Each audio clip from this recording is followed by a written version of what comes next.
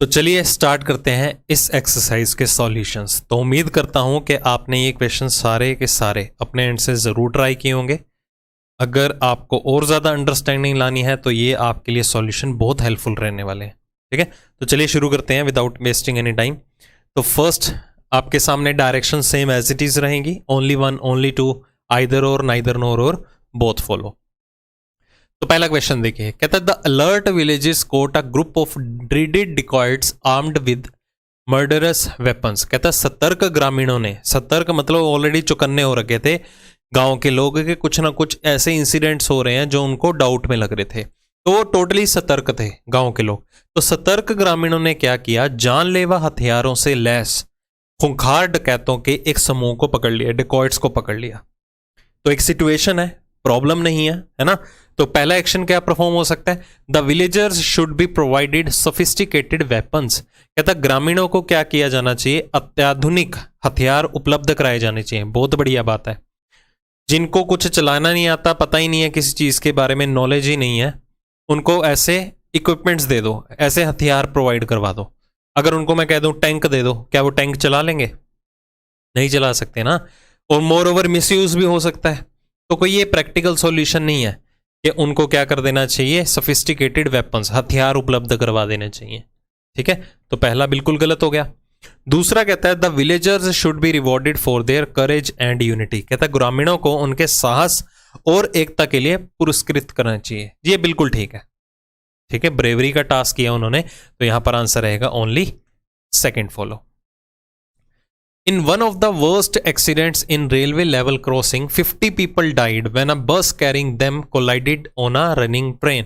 कहता है railway line को क्रॉस करते समय क्या हुआ, सबसे भीषण दुर्घटनाओं में से एक दुर्घटना ऐसी हुई जिसमें 50 लोगों की मौत हो गई जब उन्हें ले जा रही बस एक चलती ट्रेन से टकरा गई। रेलवे क्रॉसिंग के टाइम पे 50 लोग जो हैं वो मर गए, एक मौत हो गई उनकी, जब एक बस जो है लोगों को ले जाती हुई बस जो है रेलवे लाइन क्रॉस कर रही थी और रेल से टकरा गई, जिसमें 50 लोगों की मौत हो गई। एक ऐसा इंसिडेंट सामने आया। तो पहला एक्शन क्या है, the train driver should immediately be suspended. कहता ट्रेन चालक को तत्काल क्या कर देना चाहिए, निलंबित कर देना चाहिए, सस्पेंड कर देना चाहिए। ये कोई वाइज सॉल्यूशन नहीं है। कोई एक्सीडेंट इस तरह से भी तो हो सकता है, क्या पता जो रेलवे लाइन के लिए हम क्रॉस करते हैं फाटक ना बंद हुए हों और बंदे को लगा हो, ड्राइवर को लगा हो कि यार कोई ट्रेन नहीं आ रही, उसने तो अपने अकॉर्डिंगली चला दी बस। ठीक है, क्रॉसिंग के टाइम पे जरूरी नहीं है ना कि उसी की ही गलती हो, और मोर ओवर अपनी जान की जोखिम में डालेगा। ठीक है, तो ये वाइज सॉल्यूशन नहीं है कि उसको सस्पेंड ही कर दो इमीडिएटली। हाँ, उसके पीछे जो है तहकीकात की जानी चाहिए, उसके बाद कोई एक्शन परफॉर्म करो। ये थोड़ा साथ के साथ उसको सस्पेंड ही कर दो, इमीडिएटली नहीं कर सकते। The driver of the bus should be tried in court for the negligence on his part. कहता बस के चालक की ओर से लापरवाही के लिए अदालत में मुकदमा चलाया जाना चाहिए। हाँ, ये हो सकता है कि आप उसके ऊपर मुकदमा चलाओ, सारी जांच पड़ताल करो, उसके बाद अगर सस्पेंड करना नहीं करना वो डिसीजन बाद में लो। पहले जांच पड़ताल के लिए कोई ना कोई उसके खिलाफ केस भी तो दर्ज होना चाहिए ना, कि तेरी ही किससे हुआ है, ये लापरवाही की वजह से हुआ इंसिडेंट, ये जेन्युइन रीजन बनता है। इसलिए यहां पर भी आंसर क्या रहेगा, only second follow. The army has been alerted in the district following floods triggered by an incessant rains। कहता लगातार बारिश के कारण आई बाढ़ के बाद जिले में सेना को अलर्ट कर दिया। ओवैसी बात है, हम काफी जगहों पर देखते हैं, असम, केरला, काफी जगह पर बाढ़ग्रस्त क्षेत्र आए हैं सामने इस मॉनसून के दौरान। तो वहां पर नॉर्मल लोग नहीं काम कर पाते हैं, जो आर्मी के एम्प्लॉय काम कर पाते हैं, पर्सोनल्स काम कर पाते हैं। ठीक है, तो वो तो ये चीजें नॉर्मली फेस करते ही रहते हैं, ऐसी चीजों में उनको प्रॉपरली ट्रेन भी किया जाता है। तो सेना को क्या कर दिया उन्होंने, अलर्ट कर दिया। तो पहला एक्शन क्या कहता है, ये भी एक तरह का सिचुएशन है। कहता supply of flood articles should be arranged. कहता बाढ़ सामग्री की आपूर्ति की व्यवस्था की जानी चाहिए। बिल्कुल है, जितने भी बाढ़ग्रस्त लोग हैं उनको कोई ना कोई तो सिचुएशन में कुछ ना कुछ चीजों की तो जरूरत पड़ेगी, तो फ्लड आर्टिकल्स जो है वो अरेंज करवाने चाहिए। वैलिड पॉइंट है यहाँ पर। Adequate medical facilities should be arranged. पर्याप्त चिकित्सा सुविधाओं की भी व्यवस्था की जानी चाहिए। जेन्युइन रीजन है ये भी। ठीक है, लॉजिकल एक्शंस फॉलो हो रहे हैं, प्रैक्टिकल एक्शंस फॉलो हो रहे हैं, इसलिए यहां पर आंसर आएगा बोथ एंड 1 and 2 फॉलो। अब ये देखो दोनों के दोनों सही हैं, कॉन्ट्राडिक्शन तो नहीं ला रहे। यहां पर फ्लड आर्टिकल्स की बात हो रही है, यहां पर मेडिकल फैसिलिटीज की बात हो रही है, दो अलग अलग चीजें। हम ये तो नहीं कहेंगे या तो फ्लड आर्टिकल्स दे दो या तो मेडिकल फैसिलिटीज दे दो, नहीं, दोनों ही प्रोवाइड करनी चाहिए। ठीक है, next, majority of the students in many schools do not pass in the final examination. कहता कई विद्यालयों में क्या हुआ है, अधिकांश छात्र जो हैं अपनी अंतिम परीक्षा में उत्तीर्ण नहीं हो पाते, पास ही नहीं कर पाते हैं, काफी ज्यादा छात्र जो हैं। ठीक है, इन द फाइनल एग्जाम्स। पहला action, these schools should be close down as these have become unproductive. कहते ऐसे विद्यालयों को या स्कूल्स को क्या कर देना चाहिए, बंद कर देना चाहिए, क्योंकि उनसे कुछ रिजल्ट तो निकल ही नहीं रहा प्रोडक्टिव। ठीक है, तो अब प्रोडक्टिव रिजल्ट नहीं निकल के आ रहा, तो जितने भी फाइनल एग्जाम में स्टूडेंट फेल हो रहे हैं, तो इसका मतलब ये थोड़ा है कि स्कूल ही बंद कर दो। जो पास हो रहे हैं उनका क्या होगा, वो कहां जाएंगे बेचारे। ठीक है, तो पहला एक्शन जो है बिल्कुल इनवैलिड है। The teachers of these schools should immediately be retrenched. Retrenched मतलब क्या होता है, छांटना। ठीक है, सिर्फ सिलेक्टेड टीचर्स को पकड़ो जो अच्छी एजुकेशन दे सके, बाकियों को बाहर निकाल दो। क्या ऐसे टीचर्स को क्या करना चाहिए, स्कूल के अंदर इमीडिएटली भी रिट्रेंच्ड, साथ के साथ तत्काल क्या करनी चाहिए, छटनी कर देनी चाहिए। अब फेल हो गए, क्या पता वो ही बच्चे ना पढ़ते हो, उसका खामियाजा जो है वो टीचर्स को क्यों भुगतना पड़े। वो कहीं ना कहीं अपने लेवल पे तो बेस्ट दे रहे होंगे ना। ठीक है, जो पास हुए हैं उनको भी तो इन्होंने नहीं पढ़ाया, तो कमी कहाँ लगती है, जो टीचर्स हैं उनमें या जो फेल हो चुके हैं बच्चे उनमें। ठीक है, अंडरस्टूड है। तो यहां पर दोनों ही एक्शंस परफॉर्म नहीं करते हैं, तो answer would be neither nor. A large number of people in Ward X of the city are diagnosed to be suffering from a fatal malaria type. अब मलेरिया की बात हो रही है, मलेरिया किससे फैलता है, हमेशा मच्छर से। कहता शहर के वार्ड एक्स में कोई वार्ड एरिया था, बड़ी संख्या में लोगों को एक घातक मलेरिया प्रकार से पीड़ित माना जा रहा है।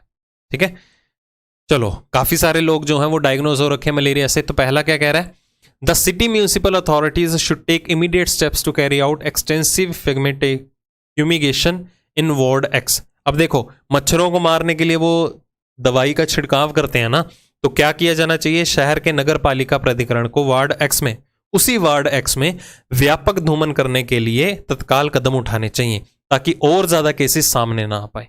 वैलिड रीजन माना जा रहा है, इमीडिएट एक्शन लेना चाहिए ना, ये थोड़ा कि वेट करेंगे हाँ भाई और ज्यादा केसेस आएंगे तो ही ये स्टेप उठाएंगे। इमीडिएट एक्शन, ऐसी सिचुएशन में टाइम नहीं लेते, इमीडिएटली एक्शन परफॉर्म किया जाना चाहिए। The people in the area should be advised to take steps to avoid mosquito bites. अब देखो मलेरिया जो है वो मच्छरों के कारण होता है, काटने से। कहता है उसी क्षेत्र के लोगों को मच्छरों के काटने से बचने के लिए कदम उठाने की सलाह देनी चाहिए। ये भी जेन्युइन रीजन है, क्योंकि काफी ज्यादा लोग ऐसे भी होते हैं। मच्छर कैसे पैदा होते हैं, देखो अगर पानी काफी दिन तक खड़ा रहे तो मच्छर पैदा होते हैं, गंदगी हो तो मच्छर पैदा होते हैं।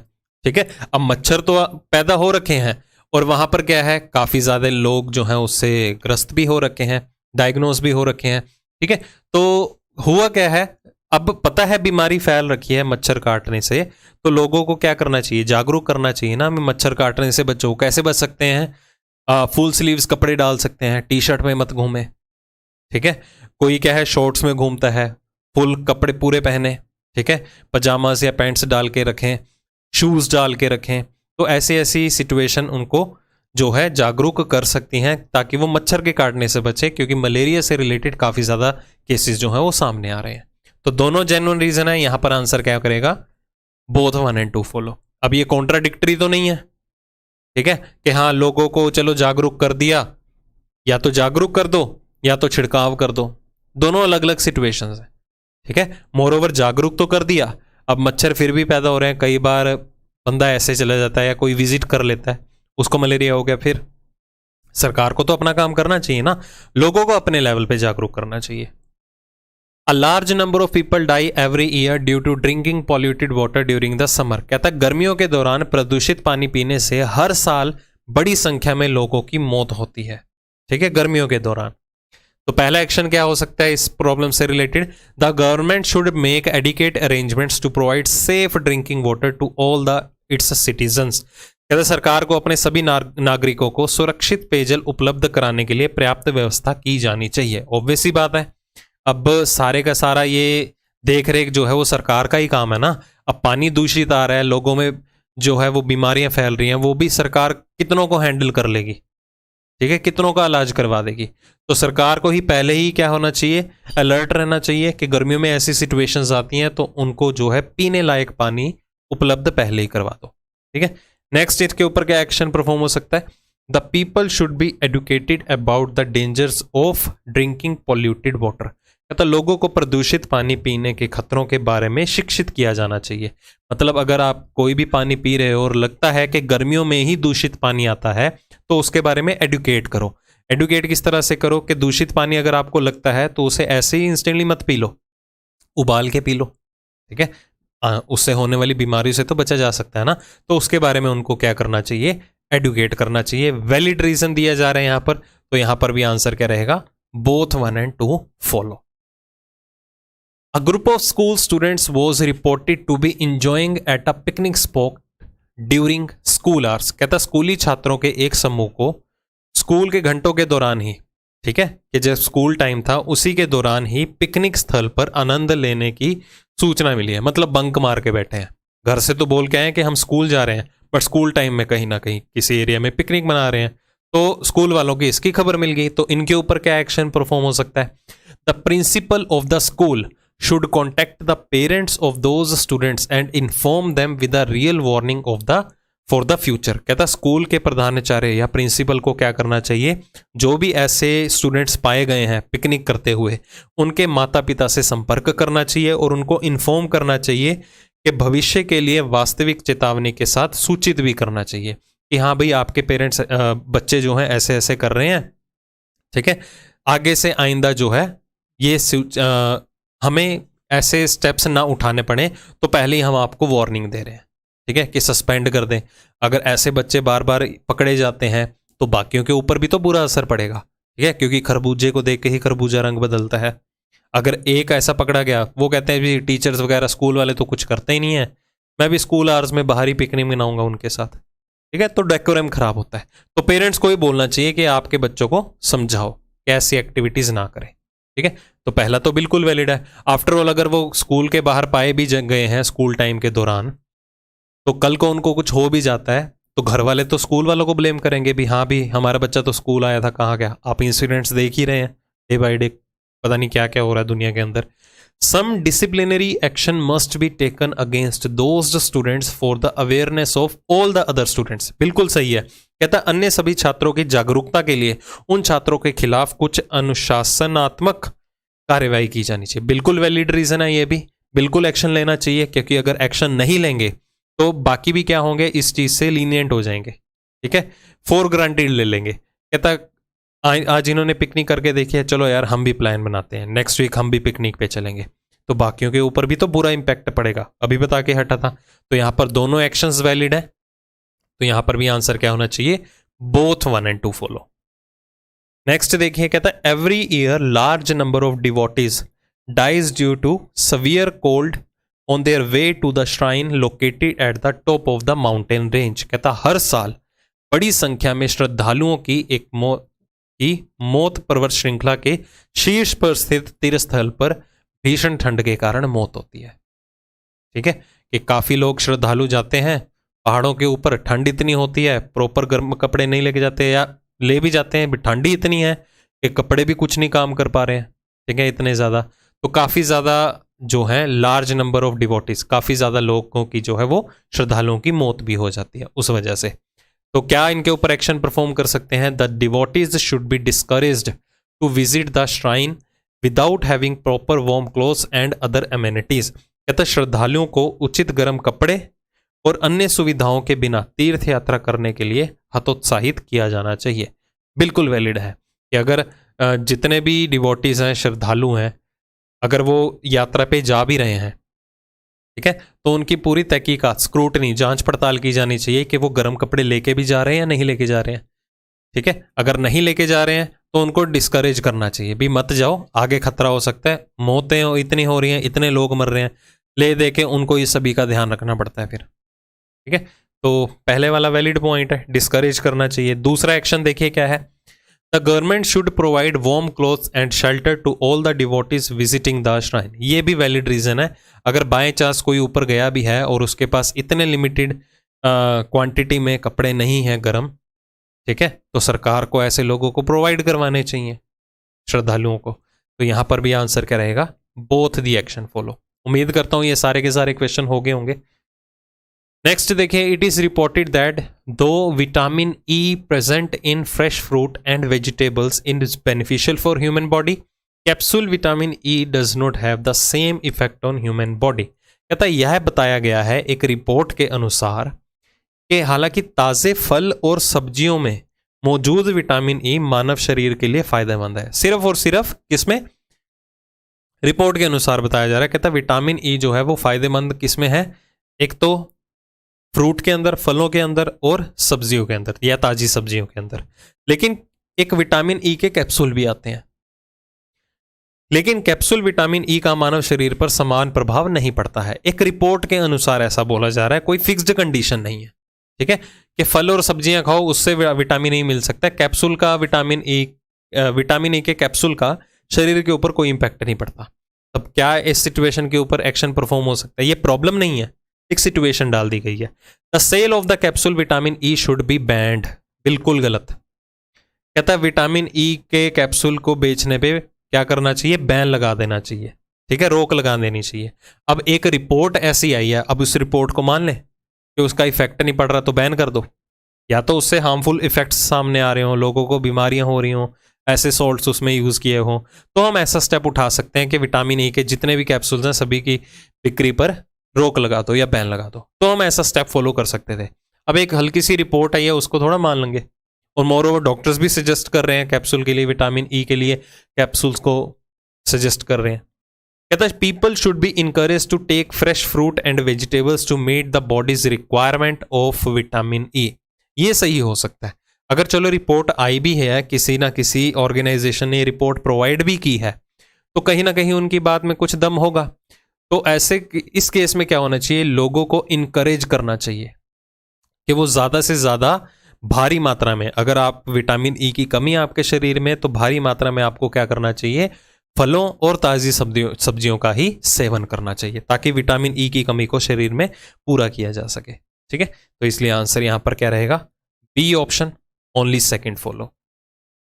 नेक्स्ट देखिए क्या गिवन है आपके सामने, As many as 10 coaches of a passenger train have derailed and blocked both pairs of the railway tracks। कहता है एक यात्री ट्रेन के 10 डिब्बे जो हैं पटरी से उतर गए, डीरेल्ड हो गए किसी दुर्घटना में, और दोनों रेल पटरियों को अवरुद्ध कर दिया। ठीक है, डीरेल हुई, जितने भी उनकी बोगीज थे, डब्बे थे, उन्होंने दोनों आने और जाने वाले ट्रैक्स को क्या कर दिया, अवरुद्ध कर दिया।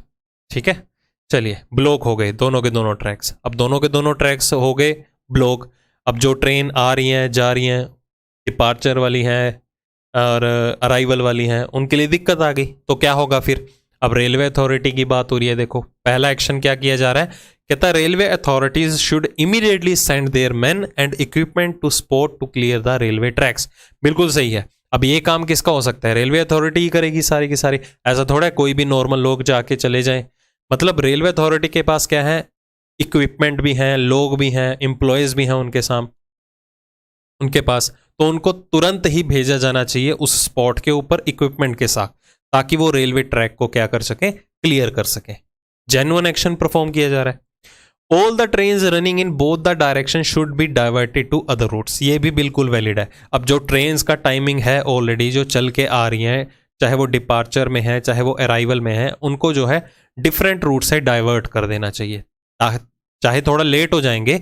अब जिन्होंने लोगों ने कहीं एक जगह से दूसरी जगह पर जाना है, टिकट तो करवा रखी है, अब अगर वो नहीं ट्रेन चलाएंगे तो सभी को रिफंड देना पड़ेगा, सरकार का बहुत ज़्यादा करोड़ों में नुकसान हो जाएगा। ठीक है, तो ट्रेन तो चलनी चाहिए टाइमली। ओके, तो बट उनका क्या है, अगर वो उसी रूट से हैं तो उनका रूट थोड़ा डाइवर्ट कर देना चाहिए, डिफरेंट रूट पे उन ट्रेन्स को चला देना चाहिए। तो यहां पर भी आंसर क्या रहेगा, both the actions 1 and 2 follow. 3 persons were caught with huge arms and ammunition in the city। कहता शहर में 3 लोगों को भारी हथियारों और गोला बारूदों के साथ पकड़ा गया है। ओके, तो पहला एक्शन क्या है, कहता police should be instructed for night patrolling. अब पुलिस को रात्रि गश्त लगाने के निर्देश दिए जाए। बिल्कुल वैलिड है। अब देखो अभी तो सिर्फ 3 लोगों को पकड़ा गया, अब कुछ ना कुछ इमेजिन कर सकते हैं ना, अभी 3 हो गए, क्या पता काउंटिंग में कितने आ रखे हैं शहर के अंदर जिनके पास और भी गोला बारूद होगा या हथियार ऐसे होंगे। ओके, तो दिन में तो ये काम करना थोड़ा टफ हो जाता है, पब्लिक इतनी होती है, तो ऐसी चोरियां जो है, ऐसे काम जो है रात में ज़्यादा करते हैं। तो क्या किया जाना चाहिए, पुलिस को रात्रि गश्त के निर्देश दिए जाए ताकि वो हर एक तहकीकात ध्यान से देख करें कि गश्त लगा के बैठे कि कोई इंसिडेंट और तो नहीं सामने आता, 3 लोग पकड़े गए हैं, कहीं और तो नहीं लोग इस तरह से घूम रहे हैं। दूसरा क्या कहता है, the 3 persons should be set free and their movements should be carefully watched to nab the other criminal. कहता 3 व्यक्तियों को मुक्त किया जाना चाहिए। लो भाई, बेफजूल की बात है, पकड़े क्यों थे, और अन्य अपराधियों को पकड़ने के लिए उनकी गतिविधियों पर सावधानी पूर्वक नजर रखनी चाहिए। कहता 3 पकड़े गए हैं, उनको छोड़ दो ताकि वो और अपराधियों को पकड़ने में हमारी मदद कर सकें। ओ भाई, उनको पकड़ लिया, उनसे पूछताछ भी तो की जा सकती है, क्या पता बस वही 3 लोग हों। तो इसका मतलब ये थोड़ा है कि इस चक्कर में कि हाँ और बंदे सामने आएंगे तो उनको छोड़ देना चाहिए, क्या पता कहीं और कांड करके आ जाए वो, ठीक है, कहीं बॉम्ब प्लांट किया हो उन्होंने, उसके लिए चले जाएं। ओके, तो ऐसी सिचुएशन जो है वो प्रैक्टिकल सॉल्यूशन नहीं दे रही है, इसलिए आपका यहां पर दूसरा अनुसरण नहीं करेगा, only one follows. Next, there is a substantial increase in the number of accidents causing deaths and severe injuries due to malfunctioning of the traffic signals. ठीक है जी, कहता ट्रैफिक सिग्नल की खराबी के कारण होने वाली मौतों और गंभीर चोटों के कारण होने वाली दुर्घटनाओं की संख्या में पर्याप्त वृद्धि हुई है। दिक्कत कहां पर है कि ट्रैफिक सिग्नल्स जो हैं वो अच्छी तरह से चल नहीं रहे थे, खराब हो रखे थे। तो पहला एक्शन क्या परफॉर्म हो सकता है इस सिचुएशन के ऊपर, the traffic police should immediately post traffic personnels at the junction. कहता ट्रैफिक पुलिस को तुरंत ट्रैफिक कर्मियों को जंक्शनों पर तैनात करना चाहिए जहां पर ऐसे ट्रैफिक सिग्नल खराब हो रखे हैं, तुरंत एक्शन लेना चाहिए।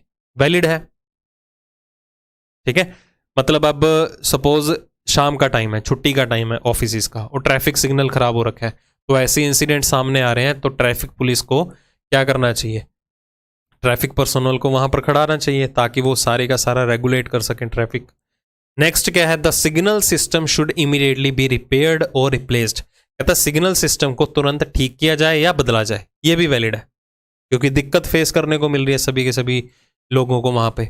अब देखो यहां पर दोनों एक्शन परफॉर्म हुए और दोनों में इमीडिएटली एक्शन लिया जा रहा है कि तुरंत साथ के साथ ही क्या करना चाहिए, ट्रैफिक पर्सोनल्स को वहां पर अपॉइंट कर दो, या तुरंत ही साथ के साथ क्या कर देना चाहिए, जो भी ट्रैफिक सिग्नल है या तो उसे रिपेयर करो या तो चेंज कर दो।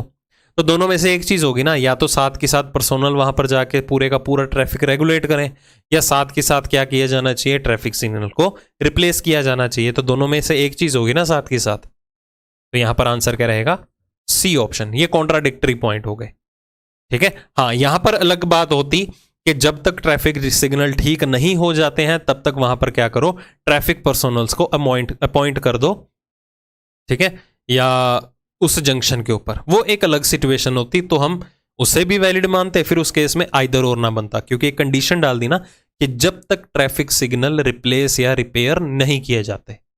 अब दोनों में ही इमीडिएटली एक्शन लिया जा रहा है साथ के साथ ही। अब साथ के साथ दोनों चीजें कैसे कर लें, एक चीज करेंगे ना, ठीक है। There has been less than 40% voter turn out in the recent assembly election. कहता हाल ही के विधानसभा चुनाव में 40% से भी कम मतदान हुआ है।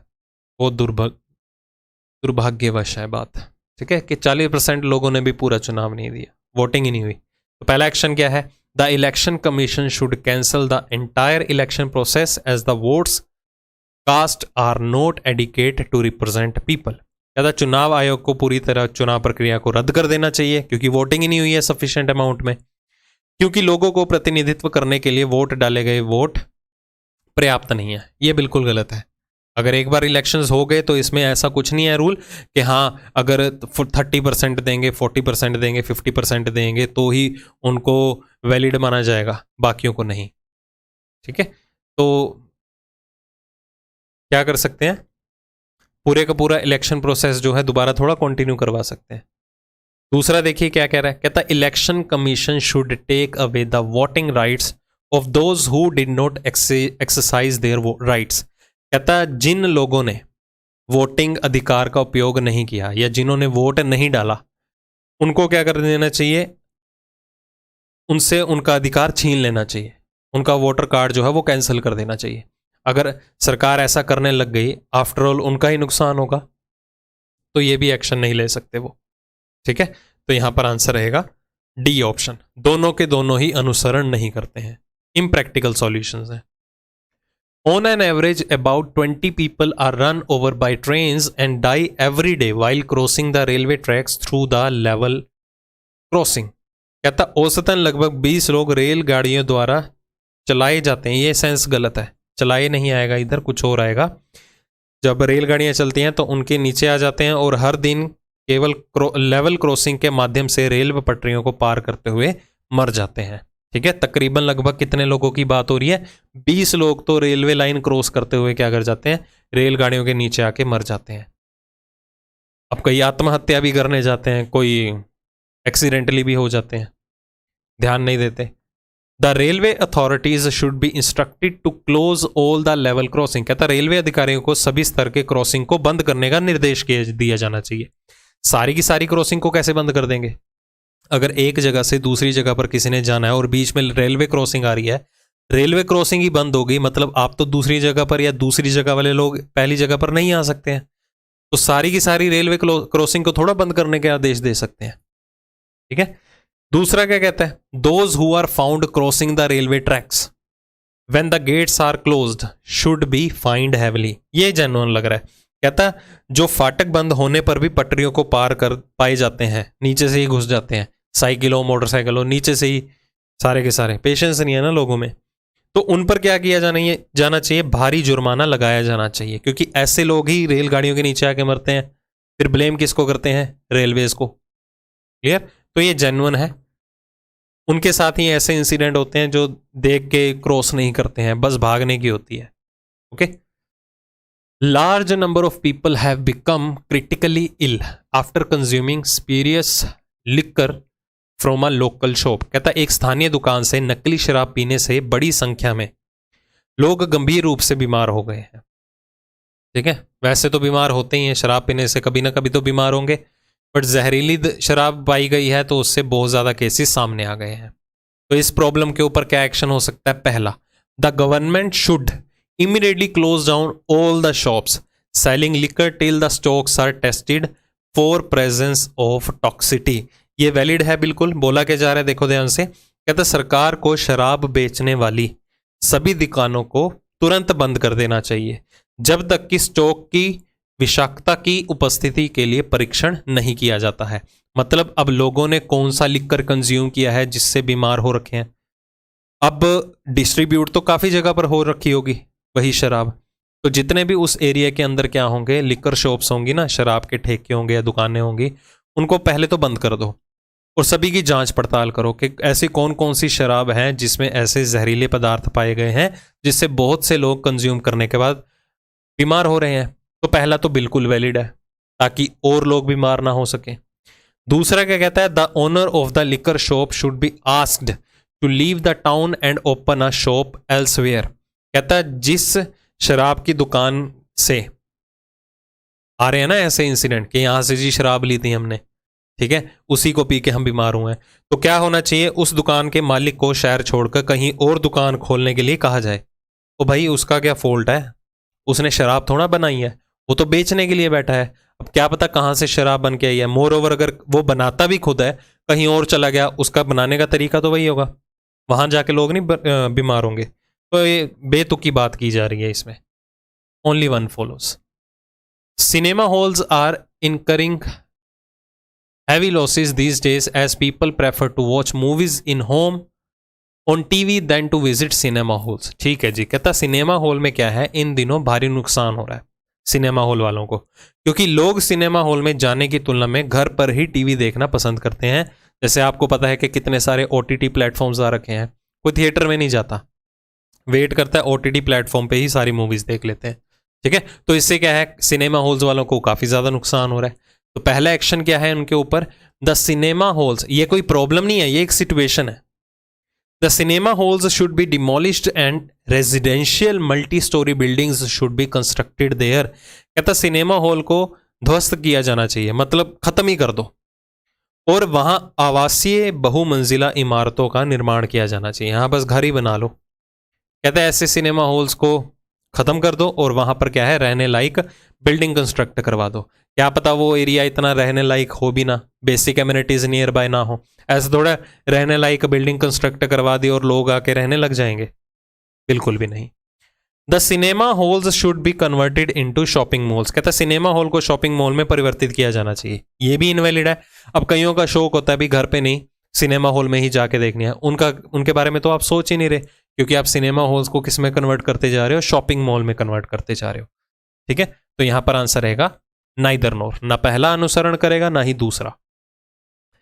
There has been an unprecedented increase in the number of requests for berths in the most of the long distance trains during the current holiday season। कहता वर्तमान छुट्टियों के मौसम में लंबी दूरी की अधिकांश ट्रेनों में बर्थ के लिए, बर्थ मतलब एक्स्ट्रा बोगीज के लिए, डिब्बों के लिए अनुरोधों की संख्या में अभूतपूर्व वृद्धि हुई है। ठीक है, कब?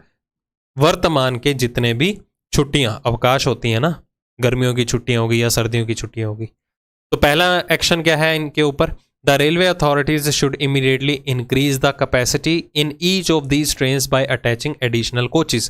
अब लोग बहुत ज़्यादा हैं, ठीक है, अब गर्मी की छुट्टियां हैं, बहुत से लोग जाते हैं ना, एक स्टेट से दूसरी स्टेट में विजिट करती हैं, टूरिज्म को बहुत बड़ा बढ़ावा मिलता है यहाँ पर। तो सरकार को क्या करना चाहिए, रेलवे अथॉरिटी को क्या करना चाहिए, एक्स्ट्रा बोगीज जो हैं उस ट्रेन में अटैच की जानी चाहिए। ठीक है, लोगों के बारे में सोचना चाहिए, यही तो मौका होता है उनके घूमने फिरने का भी और टूरिज्म को बढ़ा देने का भी। The people seeking accommodation should be advised to make their travel plan after the holiday. कहता आवास के इच्छुक लोगों को छुट्टी के बाद अपनी यात्रा की योजना बनाने की सलाह देनी चाहिए। और भाई जब बच्चों को छुट्टियां ही मिल रखी हैं तो छुट्टियां हाथ खत्म होने के बाद कौन कहां पर जाएगा? ठीक है, इनवैलिड लॉजिक है, ओनली वन फॉलो। ठीक है, कि अगर आप घूमना भी चाहते हो तो छुट्टियों के बाद घूमने जाओ। छुट्टियों के बाद कौन घूमने जाता है? हर कोई छुट्टियों में ही जाएगा। A large number of people visiting India from country X have been tested positive corona, देखो, for carrying viruses of a killer disease. कहता देश एक्स से भारत आने वाले, अब देश एक्स कौन सा है वो आपको पता है, भारत आने वाले बहुत से लोगों में जानलेवा वायरस के लक्षण पाए गए हैं। तो ये प्रॉब्लम है, इनके ऊपर क्या एक्शन परफॉर्म हो सकता है? कहता the government of India should immediately put a complete ban on people coming to India from country X including those Indians who are settled in country X. अब देखो किसी कंट्री एक्स से लोग आ रहे हैं, अब उनमें वायरसेस के कुछ ना कुछ लक्षण पाए जा रहे हैं, पॉजिटिव टेस्टेड पॉजिटिव भी हैं, वो यहाँ पर आके क्या करेंगे? बीमारियां फैलाएंगे। तो ऐसे लोग, भारत सरकार को क्या करना चाहिए? तुरंत देश एक्स से जो भी भारत आने वाले लोग हैं उन पर पूर्ण प्रतिबंध लगा देना चाहिए, मतलब बैन लगा दो, उनको आने एंट्री मत करने दो। ठीक है, जैसे ही एयरपोर्ट पे पहुंचे वहीं पर वापस भेज दो, वहीं से ही। जिनमें वो भारतीय भी शामिल है, चाहे वो देश का ही नागरिक क्यों ना हो, अगर वो उसी कंट्री से आ रहा है ना, उसको भी मत एंटर करने दो, सब पे रोक लगा दो। ठीक है, तभी उससे बचा जा सकता है। तो वैलिड है पॉइंट, और ऐसा हुआ भी था कोविड के टाइम पे। The government of India should immediately set up detection centres at all its airports and sea ports to identify and quarantine those who are tested positive. अब देखो कईयों की मजबूरी भी होती है, वो बाय चांस घूमने फिरने गया हो, उसके पास कोई प्लेसेस ऐसे ना हो जो वो उसी देश में रह सके, तो मजबूरी हो सकती है काफ़ियों की, तो उसे आना पड़ेगा। मोर ओवर उस विजिट में कोई मंत्री वगैरह जा रखा हो, फिर तो और ज़्यादा मजबूरी हो जाती है, भाई तुझको थोड़ा मना करेंगे, तुझे तो आना ही पड़ेगा। तो इस केस में क्या करना चाहिए? सरकार को क्या करना चाहिए? भारत सरकार को अपने सभी हवाई अड्डों पर और बंदरगाहों पर, कोई शिप से भी आता है, तुरंत पहचान केंद्र स्थापित करने चाहिए जो सकारात्मक परीक्षण के लिए गए लोगों की पहचान करने और संगरोध करने के लिए हों। बिल्कुल वैलिड है। ठीक है, तो उनकी टेस्टिंग वहां पर ही कर दो, एयरपोर्ट के ऊपर। अगर उनमें बीमारी फैली भी हुई है तो उनको प्रॉपर क्वारंटीन कर देना चाहिए। ठीक है, आवास स्थान देना चाहिए, ताकि जब तक वो ठीक नहीं रहते वहीं पर ही स्टे करेंगे, एयरपोर्ट से बाहर नहीं आएंगे, बंदरगाहों से बाहर नहीं आएंगे। ओके, तो दोनों ही ऑप्शंस जो हैं यहाँ पर वैलिड है। both 1 and 2 follow. Some of the new drugs tried by the Indian research organizations for possible anti-AIDS action have failed to show any response. कहता एड्स विरोधी कार्रवाई के लिए भारतीय अनुसंधान संगठनों द्वारा कोशिश की गई और कुछ नई दवाइयों में से कोई भी प्रतिक्रिया देखने में विफल रही। मतलब उन्होंने एक नई इन्वेंशंस तो की, एंटी एड्स जो है उन्होंने मेडिसिन्स भी बनाई हैं, बट उनके रिजल्ट जो है वो पॉजिटिव नहीं आए, ठीक है, वो विफल हो गई। अब क्या होना चाहिए ऐसी ऑर्गेनाइजेशन के साथ? The organisations should stop their research on AIDS. कहता है ऐसी ऑर्गेनाइजेशन को एड्स के ऊपर रिसर्च नहीं करनी चाहिए, उस बीमारी के ऊपर, and start research on some equally important area such as cancer. कहता है एड्स की जगह ना उसके इक्वली जो भी इतनी गंभीर बीमारियां हैं जैसे कि कैंसर, एक एग्जांपल दे दी, उसकी रोकथाम के लिए कुछ ना कुछ स्टेप्स उठाने चाहिए, उसमें इन्वेंशन करो। जैसे कैंसर एक बहुत गंभीर समस्या है, एड्स भी तो वैसे ही गंभीर समस्या है। अगर आप उसमें फेल हो चुके हो तो ये थोड़ा कि उसमें रिसर्च करनी बंद कर दो, ठीक है। रिसर्च करने पे ही चीज़ें सामने आती हैं कि कौन सी ठीक है चीज़, कौन सी चीज़ ठीक नहीं है। तो ये एक्शन बिल्कुल भी वैलिड नहीं है। अगर इसमें भी फेल हो गए, ऐसी बीमारियों में भी, फिर क्या करेंगे? ऑर्गेनाइजेशन ही बंद कर देंगे। Specialists of biochemical analysis should be brought from America. कहता है जैव रासायनिक विश्लेषण के लिए विशेषज्ञों को अमेरिका से लाया जाना चाहिए। मतलब ये तो फिर कह रहा है कि अमेरिका वाले ही कैपेबल है ये सारी की सारी रोकथाम के लिए, जितनी भी दवाइयां बनाते हैं उसको पास करने के लिए। इंडिया में तो इतना एक्सपीरियंस है ही नहीं, ठीक है, ये जेन्युइन रीजन नहीं है। तो यहां पर आंसर क्या रहेगा? D option, neither nor. मतलब फिर जो यहाँ की ऑर्गेनाइजेशन है वो तो अपने आप को क्या अंदर से कहीं ना कहीं समझेंगे ना कि हमारे में इतनी कैपेबिलिटी नहीं है, बताओ हम नहीं कर पा रहे हैं, अमेरिका से बुलाए जा रहे हैं लोग। The police department has come under a cloud with the recent revelations that at least 2 senior police officials are suspected to have been involved in the illegal safe of a large quantity of weapons from the state police armoury. अब देखो ये क्या कह रहा है, बहुत ही simple सी statement है। कहता पुलिस विभाग के तहत हाल ही में एक खुलासा हुआ है कि कम से कम 2 वरिष्ठ पुलिस अधिकारियों को राज्य पुलिस के शस्त्रागार से, उनकी जो आर्मरी होती है जहां पर बहुत सारे उनके जो है हथियार वगैरह रख रखे होते हैं, तो शस्त्रागार से बड़ी मात्रा में हथियारों की अवैध बिक्री में शामिल होने का संदेह है कि वो बेच रहे हैं वहां से जितने भी हथियार है। तो उनके बारे में उनको क्या मिली है कि इंफॉर्मेशन मिली है उसी राज्य के। तो बोला क्या जा रहा है उनके बारे में, क्या एक्शन परफॉर्म करना चाहिए? A thorough investigation should be ordered by the state government to bring out all those who are involved into the illegal sales of arms. बिल्कुल सही है। कहता है हथियारों की अवैध बिक्री में शामिल सभी लोगों के ऊपर, जिसके ऊपर शक है, उन सभी लोगों को बाहर लाने के लिए कि कौन कौन इसमें इनरोल्ड है अवैध बिक्री के अंदर हथियारों की, राज्य सरकार द्वारा गहन जांच का आदेश देना चाहिए। बिल्कुल वैलिड है। क्या पता उसे देश के खिलाफ ही यूज किया जाए, नुकसान तो देश का होगा ना। तो ऐसे लोगों के खिलाफ क्या होना चाहिए? एक जांच प्रणाली जो है वो तुरंत ही इमीडिएटली सामने लानी चाहिए। किसको? उसी राज्य सरकार को जिस राज्य के पुलिस ऑफिसर्स के ऊपर ऐसा शक हुआ है। State police armoury should be kept under central governments control. कहता है राज्य पुलिस के शस्त्रागार को केंद्र सरकार के नियंत्रण में रखा जाना चाहिए। बिल्कुल वैलिड नहीं है, ठीक है। सेंटर कौन कौन सी स्टेट को संभाल लेगी बताओ? ओके, तो स्टेट के पास ही पावर होनी चाहिए, और क्योंकि स्टेट को ही रेगुलेट कौन करेगा? ठीक है, चीफ मिनिस्टर जी करेगा या उसी राज्य का मंत्री करेगा। तो पता होता है ना कि ये सस्पेक्टेड प्लेसेस हैं, यहाँ पर कितनी आर्मरी की जरूरत है, यहाँ पर कितने हथियारों की जरूरत है। सेंटर को कैसे पता चलेगा? ठीक है, और उनका जो है कंट्रोल करना, सभी की जांच रखना, ठीक है, सभी का लेखा जोखा रखना, वो भी ज़्यादा टफ हो जाएगा सेंटर के लिए, ठीक है। तो यहाँ पर आंसर क्या रहेगा? सिर्फ और सिर्फ पहला अनुसरण ही करता है, दूसरा बिल्कुल भी नहीं करता। तो इस सेशन के अंदर इतना ही, उम्मीद करता हूँ और ज़्यादा क्लियरिटी हुई होगी। बाकी इनके मैं आपको क्लियरिटी दे सकता हूँ आंसर्स के साथ ही, ठीक है, कोई इनका फिक्स्ड पैटर्न नहीं है। क्वेश्चन आपको नया ही देखने को मिलेगा, बस अंडरस्टैंडिंग लेवल आपको कैसे बनाना है वो इन क्वेश्चन के रेफरेंस आपको पता चल चुका होगा। चलो अब जल्दी ही मिलेंगे अब अगले सेशन के अंदर।